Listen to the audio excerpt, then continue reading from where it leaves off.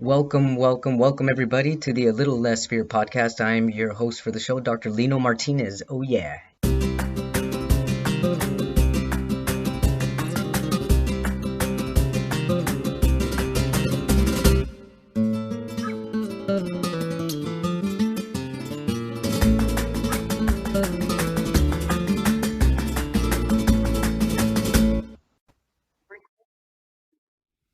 Hello everyone, it's your host here for a Little Less Fear podcast. And I just so happy with how things are going right now in life. Things are great. Things are falling into place. And what I mean by falling into place is just when you keep following your passions and if you do it in moderation and you do everything with a balance, eventually you're going to get to where you want to be because you want to be there. And because you want to be there, it's probably best that you take the journey at a very slow motion. Slow pace is what I mean. The slower the pace, the more you get to enjoy the smell of the flowers, the more you get to enjoy the people that you come across. Those tiny seconds, those microseconds that you get with somebody sometimes can just light you up and take you in a different direction, probably the direction you're meant to be. But first and foremost, I want to give thanks to the my last participants that made Halloween, the month of Halloween, happen on my podcast. I want to give the thanks to Amy, Selkit, Marco, Daniel, and Mixie for sharing your incredible stories and for being open and vulnerable and honest with everything that you've gone through with your experiences. Yeah, that was pretty rad if you ask me. It's pretty amazing to hear these true stories. Um, but next up, I have an awesome new writer. She's up and coming. She's amazing. Her name is Andrea Van Landingham. I have the honor to have known her for about 12 years now, and seeing her come up the way she has been really amazing for both of us to witness on each other's parts. Her book comes out this week, and it's called Hollywood Horror Murders, Scandals, and Cover-Ups from Tinseltown. So make sure you catch next week's interview with the writer Andrea Van Langenham talking about old Hollywood and all the scandals that went on. It's pretty amazing stuff I didn't know. I like finding this stuff out. I wanted to also sum up what I learned, going back to all the people I thanked in the beginning of the show. Amy, Selkit, Marco, Daniel, I'm sorry, yeah, Danielle and Mixie. What I want to sum up is what I learned from all of you telling your ghost, supernatural, paranormal stories. The first thing that comes to my head that I learned as I heard your stories is just how real all this is to the people that have experienced it. And I've come across a lot of people in my life that are quote unquote non-believers. They don't believe in the supernatural or the spirit world or whatever. And maybe it's not in their karma for them to understand it this life. Maybe in another life they will.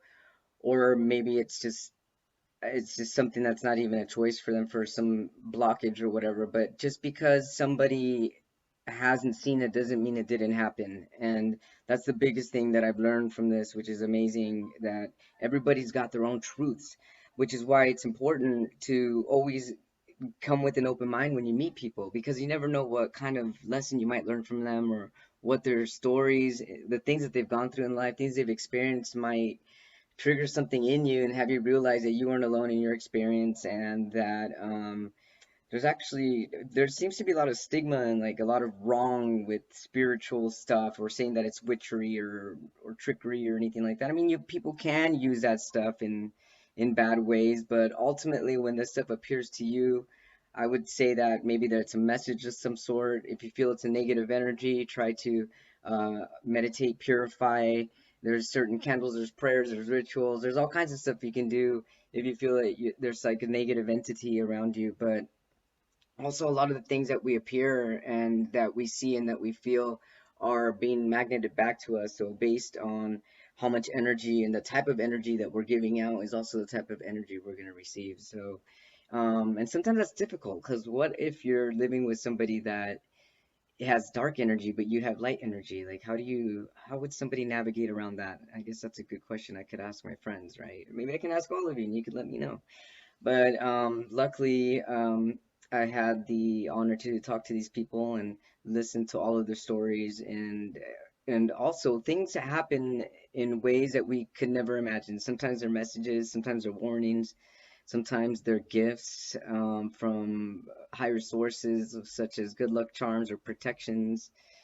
So there's just so much beauty in life, in things that we see and things that we don't see. So it's important to just let's just keep respecting everybody and all the experiences that everybody has. Know that we're all here to support each other and love each other and learn from each other and ultimately grow and just keep giving that love back generation after generation.